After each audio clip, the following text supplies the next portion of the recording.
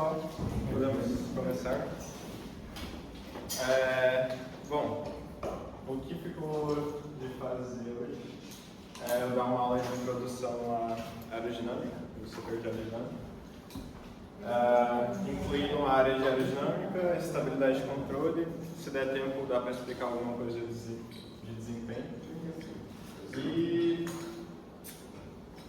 uma coisa antes que falaram para eu falar aqui, não sei se todo mundo estava na primeira reunião da equipe pós-processo seletivo. Bem-vindo para quem são na fase trainee, que não se apresentou no dia do processo seletivo. Só para lembrar que o processo trainee, ele ainda é um processo eliminatório, só que ele é diferente do processo seletivo. Porque o processo seletivo a gente tem um número de vagas limites, né? Já o processo trainee, ele depende muito mais do engajamento e produtividade de vocês durante esse processo. A fase trainee, ela dura 3 meses, por assim dizer. Então, lá em julho a fase trainee finaliza. E a fase trainee, ela é dividida em capacitação, onde vocês vão ter aulas, cada setor pode passar algum tipo de aula diferente do outro. Então, vocês vão aprender mais sobre o material de aeronáutica e depois disso, depois de vocês serem capacitados, vocês vão fazer algumas atividades, tanto em prol da equipe do projeto desse ano, quanto para vocês se capacitarem também. Tem algumas tarefas que vão servir para vocês se capacitarem. E por enquanto é isso. Então, só passando essa mensagem sobre a fase trainee. Então, hoje eu vou explicar um pouco de introdução aerodinâmica. E é bem importante que pessoas de outros setores venham aqui ver também, porque quando você está envolvido em um projeto de larga escala, por assim dizer, de complexidade, você tem que entender o que cada setor faz e o que cada setor agrega na construção do projeto, né, na construção do avião. Então, por exemplo, o setor de cargas, dentro da área de estruturas, precisa de informações de aerodinâmica. Setor de estabilidade, na área de estabilidade, precisa de informações de aerodinâmica. Enfim, tudo basicamente nasce com a aerodinâmica. E todo o processo de detalhamento é feito em outros setores. A primeira coisa que eu vou passar para vocês, vou explicar um pouco sobre o avião e depois eu vou começar a aula em si. Eu não preparei slides porque eu quero que a ideia não seja uma aula robótica, eu quero que ela seja mais interativa. Então, também não quero que vocês enxerguem eu como professor ou coisa do tipo, sou membro da equipe. Então, espero que vocês tiram dúvidas. E é isso. Tá? Então, primeira coisa, vou explicar as partes do avião, começando pela asa. Se vocês tiverem alguma pergunta, podem interromper, tá? Então, essa daqui é a asa. Ela é basicamente a principal parte do avião que faz o avião voar. E a asa, ela é feita... Tem os perfis. A asa, ela é feita... Ela nasce desses perfis aqui, que a gente chama de aerofólio. O aerofólio, existem vários tipos de aerofólio, existem vários formatos de aerofólio. E o aerofólio é basicamente a principal... Ele é basicamente a principal peça que faz a modelagem do avião. Toda essa parte aqui são aerofólios posicionados. Então você consegue ver... Pode ser ela de lado? Isso, tá. Aqui. Então, o avião basicamente ele é construído com esses perfis de aerofólio aqui. E aqui na ponta vocês conseguem ver a vista dele na ponta da asa. Tá? Aqui. Bom, o aerofólio ele é basicamente o responsável por fazer o avião voar. E existem vários perfis de aerofólio, né? Tipo, existem aerofólios que são mais arredondados, mais simétricos, eu vou explicar depois o porquê disso. E basicamente o aerofólio é o que faz toda a estrutura da aeronave, da asa principalmente. Né? Bom, então a asa tem os aerofólios que são distribuídos. A gente tem a longarina. A longarina é basicamente o que dá suporte para esses aerofólios. Então, ela, dependendo do tipo de longarina que a asa tem, ela entra aqui nesse espaço redondo aqui. Existe algum tipo de asa que tem mistura de modelos de aerofólios? Tipo, que na nervura do início ali, a principal ela é um, daí lá no final é outro? Sim, existe. Isso muda um pouco da distribuição de sustentação, vou explicar mais para frente, mas existe. Então a longarina ela vai aqui nesse espaço e ela basicamente serve para você dar estrutura para sua asa. Então, como que a longarina, como que os perfis de asa vão ficar fixos na asa é por meio da longarina.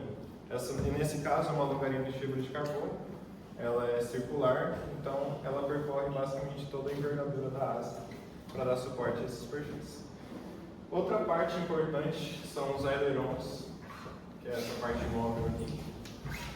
Eles são movidos pelos servos motores, que o pessoal de eletrônica dimensiona. E os ailerons, eles são responsáveis por fazer o movimento de rolagem do avião.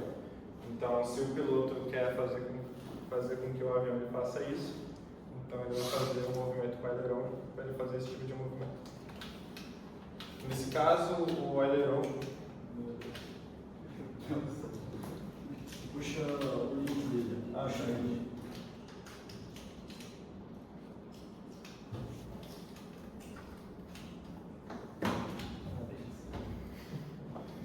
Bom, mas a asa é isso daqui basicamente, tá? Vocês têm que entender de componentes. Então tem os aerofólios, os perfis, a longarina que dá a estrutura e os ailerons que são responsáveis pelo movimento de rolagem do avião. Segunda parte é empenagem, ou cauda, que a gente chama. A empenagem é dividida em duas partes, dependendo do tipo de projeto. A gente tem aqui novamente perfis, igual a gente tem na asa, são os aerofólios. Só que os perfis de empenagem são diferentes, na verdade depende do tipo de projeto. No caso dessa aeronave aqui, ele é simétrico, né? É o NACA 0012, que a gente usa o nome do perfil.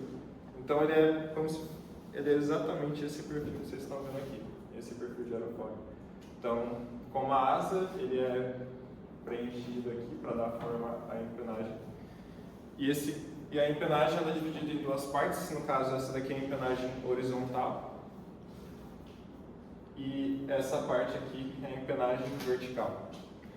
No caso, no caso do MAL 24, que é esse avião, existem duas empenagens verticais. Né? Geralmente quando a gente vê aviões comerciais, eles só tem uma, que é aqui no centro. Então, isso se chama empenagem convencional, mas eu vou explicar mais para frente.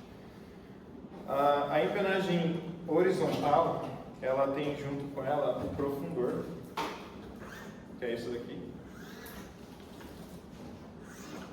E o profundor ele serve para fazer com que o avião ele suba ou desça. Então, que a gente chama de movimento de arfagem, mas eu vou explicar com mais detalhes depois. E aí ele tem o servo aqui, novamente, para fazer com que o piloto ele dá o comando e o avião suba ou volte. Outra superfície de controle é o leme, que ele vai atrás aqui da empenagem vertical.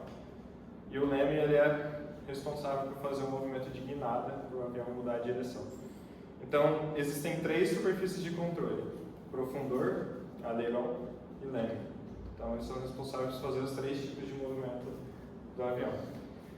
Essa parte aqui, que é o suporte para a cauda, se chama tail boom. Deixa eu escrever aqui. Ela é assim, tail boom.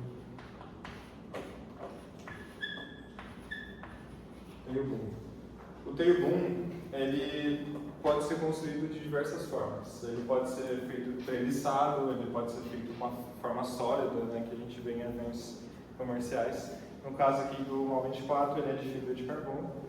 E o tail boom, ele basicamente vai dar suporte à empenagem, à cauda.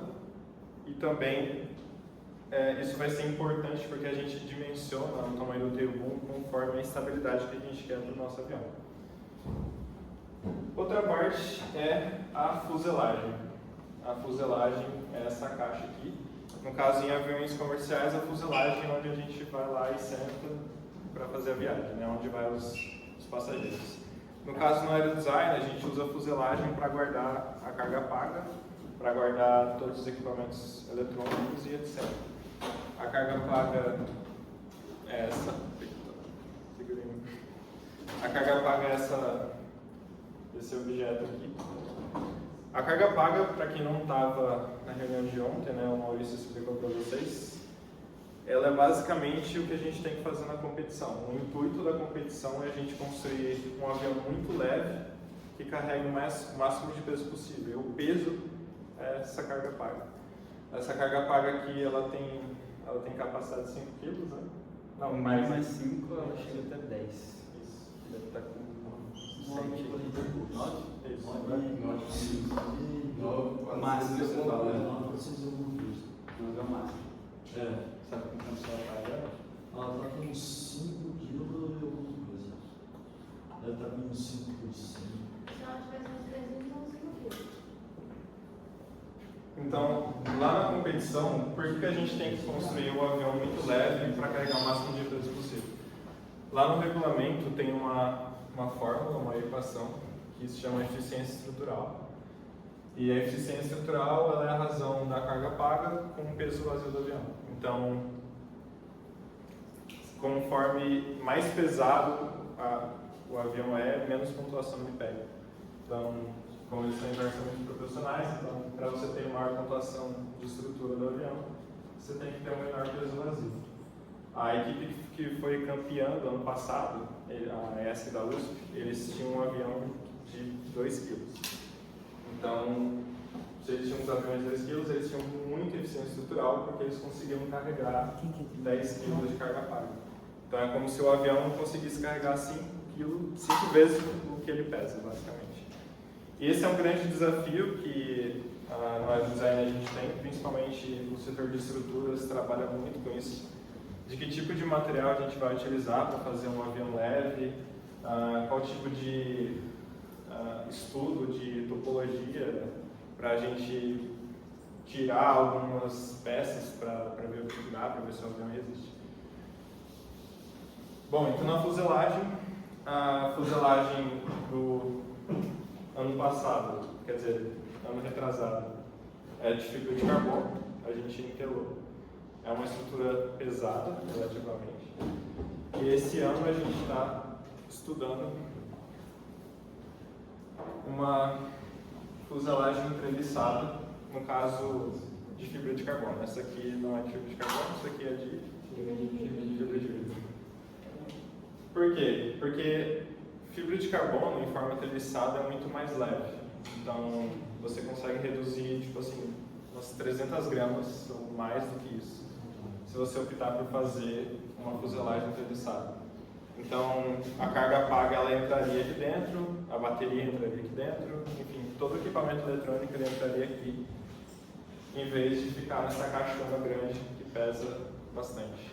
Então, tanto que até o intuito em projetos de aeronaves leves, a gente tem que fazer um avião muito bem dimensionado. Por exemplo, esse MAL 24, ele relativamente é um avião super dimensionado, porque olha, por exemplo, a grossura que é da balsa e fibra de carbono. Então, basicamente, se esse avião cair, é muito difícil essa fuselagem quebrar. Pode perguntar.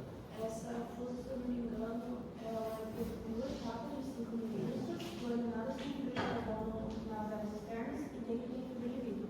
Então, ela está com quase 12 milímetros aí, considerando que aumenta de quase 1 milímetro cada posicionamento de fibra. Perfeito. Então, ela é muito pesada. E tipo assim, mas se o avião cair e quebrar? Bom, o avião não é feito para cair. Então a gente tem que construir um avião assim, bem... Se ele cair, ele tem que quebrar, basicamente. Porque ele tem que ser muito leve. ele não pode ser superdimensionado. Então, a gente tem que construir um avião muito bem dimensionado, tipo, no limite. Beleza. Aqui a gente tem o trem de pouso, que são as rodas. O trem de pouso é feito para a gente fazer o taxiamento, que a gente chama, né, para o avião andar no chão. E aqui vem a parte da bequilha, que é um trem de pouso que direciona para onde o avião vai virar. Essa parte aqui da frente é como se fosse o nariz, onde o motor ele vai aqui na ponta. Nosso motor que a gente utilizou nos anos anteriores é esse modelo aqui, que é um motor da Tempest, é um motor levemente pesado. Sai para ver. Quanto pesa esse motor? 380 gramas. Isso, 380 gramas. O motor desse ano que a gente comprou agora, então falta chegar, ele pesa em torno de 100 gramas. Né? 150. E esse motor, ele é para aerodesign mesmo. Aeromodelismo. Para aeromodelismo. O motor que a gente comprou agora, ele é motor de drone. Então, ele parece uma bolacha, assim, bem plana e muito leve. E no motor a gente coloca esses... Como que é o nome em português? Hélices. Próprio no... E essas aqui são as hélices que vai na ponta do motor. Existem vários tipos de hélice, existem hélice com 3 pás, com 2 pás. E ela é responsável por dar um empuxo para fazer com que o avião ele vá para frente. Tá? Alguém tem alguma dúvida sobre as partes do avião? Pode falar. Questão de estrutura. Como é feita, eu percebi que tem, eu acho que por conta da fibra de vidro, ele tem uma espécie de fiozinhos na onde são os vértices dele. Como é feito? As conexões são amarradas com o fibra de vidro também. Então a gente compra as varetas, né, que são já vem pronta, e a gente compra o filamento de vidro. E daí a gente... Aí você acaba passando uma cola também? É epóxi, é uma resina. Essa caixa de fiozinho soltando por erro de fabricação. Como foi a primeira telagem que a gente fez, não tinha a técnica muito bem aperfeiçoada. Mas o correto é estar todos os filamentos de fibra de vidro dentro da resina, e somente no centro estrutural da cola do nome. A Vitória falou, antes de falar, dois pontos de hélice, que é para mostrar cada uma delas e falar para eles são cada uma. Essas aqui pode jogar fora. Não, mas vai para mostrar que chega em grande lugar e a gente vai ensinar. Só um. Mas só essa aqui que serve para o problema. Fala dessa hélice de Essas... Não, essa aqui é de plástico. Ah, de preto. E essa é de madeira. É plástico. Não é carbono, não é plástico. É plástico. Verdade, por que eles mais não usam a hélice Eu vou explicar de agora. madeira? Seguinte, tem 3 hélices aqui. A gente só usa uma delas. Por quê? O nosso motor é elétrico. Antes, na competição, a gente usava motor a combustão. E tem uma diferença entre o comportamento do motor elétrico e o motor a combustão. O motor a combustão costuma rodar muito mais rápido, então vai chegar lá em 15.000, 16.000 RPM. O motor elétrico, né, o nosso, que a gente usou na competição do ano passado, chega a 6.000 RPM, mas a tendência é que quando melhore, né, esse motor novo que a gente comprou, ele vai rodar em torno de 4.000 RPM. Então o que acontece? As hélices para motor a combustão, elas são muito mais, não sei se vocês vão conseguir ver, mas ela é muito mais reforçada, ela é muito mais pesada. Então não vale a pena usar uma hélice dessa no motor elétrico, porque você está colocando peso demais nele, vai aumentar tanto o peso do avião, quanto fazer o motor fazer mais esforço do que ele deveria, e você não vai ganhar nada em troca.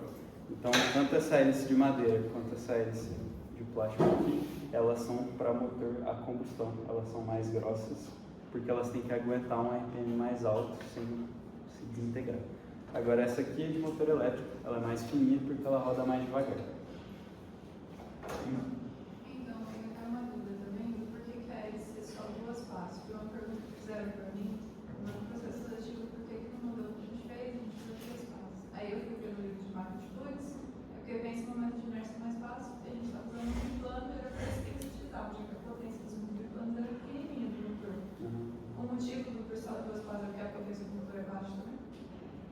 Na verdade, sim. Pode ter algumas vantagens de usar mais pás. Por exemplo, você consegue usar uma hélice menor. Né? Se você tiver 3 pás, ela pode ter um diâmetro menor. Isso ajuda para fazer a estrutura do avião, por exemplo, porque daí uma hélice muito grande, você tem que subir o motor para ela não bater no chão, etc. Mas, no geral, quanto menos pás, mais eficiente é a hélice. Então, o ideal é usar o mínimo de pás possível, inclusive daria para fazer uma hélice com uma pá só. Só que aí você tem que equilibrar o peso do outro lado com outra coisa. Mas é permitido, inclusive no regulamento fala sobre hélice monopá, porque é mais eficiente. Você tem menos interferência, quando você tem várias pás, tem uma certa interferência aerodinâmica entre as pás, tem mais turbulência. Mas normalmente a galera usa 2 porque é o mínimo possível que é comum, né? Hélice com uma pá só é muito difícil você ver. E essa hélice, a gente vai conseguir usar ela no motor novo ou a gente tem que comprar novas hélices? Sim, dá para usar essa aqui, mas a melhor, segundo os cálculos que a gente fez, é uma um pouquinho maior. Então vai ter, essa aqui tem 19 polegadas, a nova vai ter 22. E quanto custa uma hélice dessa? $30. O motor foi $5. Tá. Mais alguma pergunta sobre o avião?